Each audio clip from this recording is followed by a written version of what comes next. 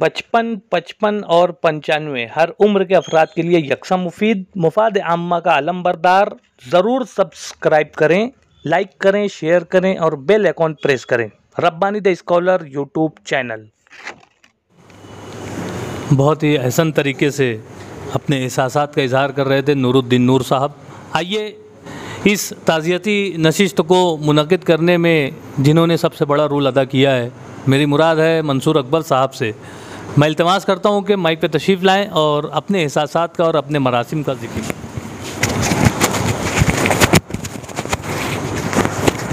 औज़ु बिल्लाहि मिनश शैतानिर रजीम, बिस्मिल्लाहिर रहमानिर रहीम, नहमदुहु व नसल्ली अला रसूलिल करीम, अम्मा बाद।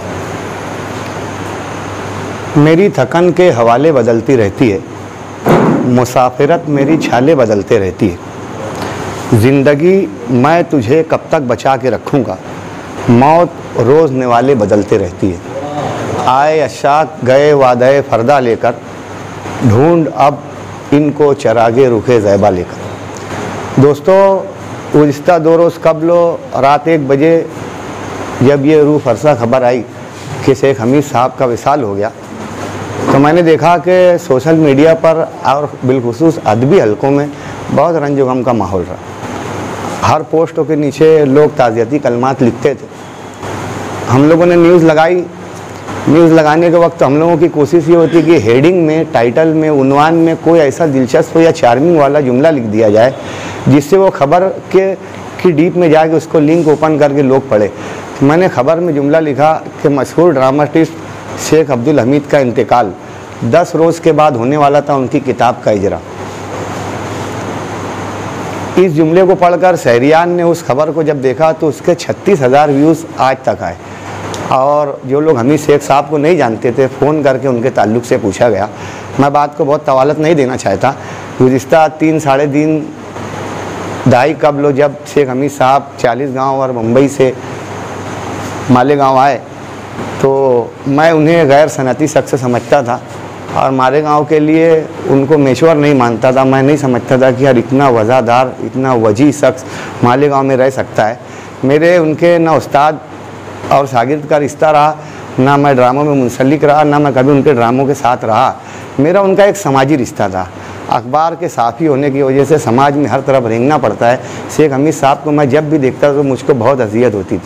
30 साल कबल कुसुम्बा रोड इलाके के में रहा करते थे।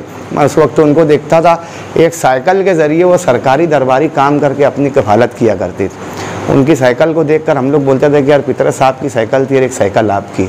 मगर कभी मैंने देखा कि समाज में बेशुमार ऐसे फ़नकार हैं जिनके अंदर इल्म व वदियत किया हुआ है, मगर मासी तंगी की वजह से वो लोग बेराह रवी का शिकार हो जाते हैं। शेख हमीद की सबसे बड़ी तारीफ़ ये थी कि मैं चुप था और ज़हन की सुनसान रासों परछाइयों के चीखते लश्कर गुजर गए और अंदर की आग सबको कहाँ रास आती है। कुछ लोग कीमिया न हुए खाक हो गए।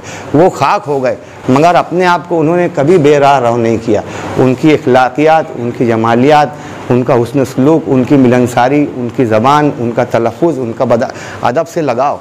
नसरी अदब की नशिस्तें तो माशाअल्लाह बहुत 100-200 हो गई हैं, लेकिन एक ज़माना था जब नसरी अदब अफसानवी नशिस्तें नहीं होती थी। तो ये ड्रामाटिस्ट थे और ड्रामे साल 2 साल में 6 महीने में एक मरतबा हुआ करते थे, मगर इनका ज़ौक़ था कि हर शेरी नशिस्तों में इनको खींच कर लाया करता था। अपने ज़ौक़ की, अपने अदबी ज़ौक़ की तस्कीन के लिए जब उनको ड्रामा नहीं मिला, कोई चीज़ नहीं मिली, तो वो शेरी नशिस्तों में, मुशायरों में अक्सर देखा करते थे। नशिस्तों में तो बहुत आगे रहते थे, मुशायरों में मैंने उनके देखा कि सबसे पीछे रह के मुशायरे सुना करते थे। मैं उनके ताल्लुक़ से बहुत ज़्यादा तो नहीं जानता, लेकिन आज खालिद कुरैशी साहब को भी मेरे इतने मरासिम नहीं थे, लेकिन आज मुझे उनके जो आप लोगों के ज़रिए कलमात और इजहार हो रहे थे, मुझे लगा कि एक वीर लव, एक लव्य वीर था, एक निज़ाम थे और एक अमीर खुसरू थे। और आज मैं माफ़ करना बहुत बड़े लोगों से दे रहा हूँ, लेकिन आज इनकी अज़मत को मैं सलाम करता हूँ कि जो भी मुकर्रिर खड़ा हो रहा है तो हमीद शेख साहब के साथ में अल्लाह तमाम लोगों को इस तरह की फरमा बरदारी की तौफीक अता फरमाए।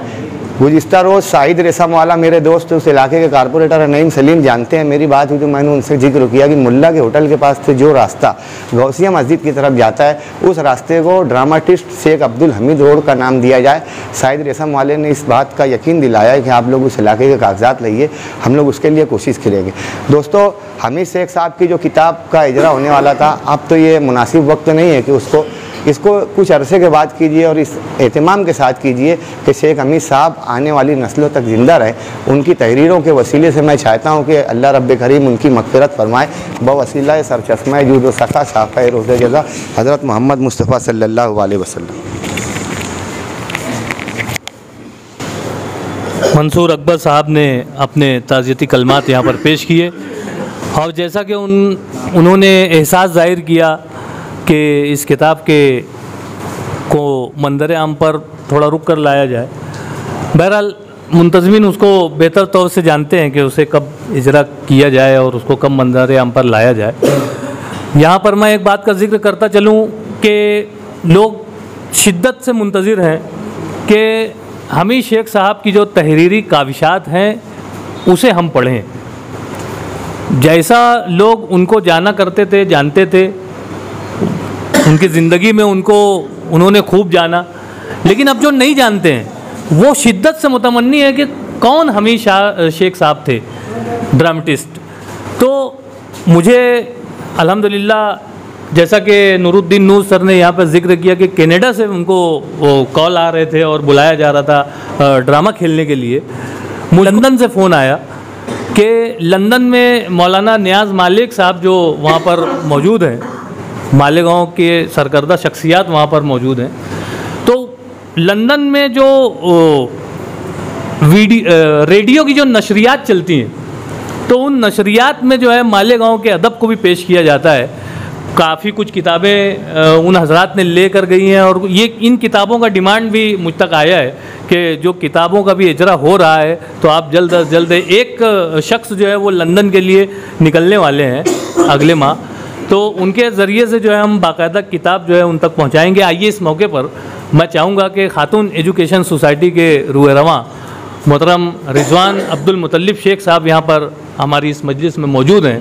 आइए हम उनको समाअत करते हैं। रिजवान अब्दुल मुतल्लिब। नहमदुहु व नसल्ली अला रसूलिल करीम, अम्मा बाद।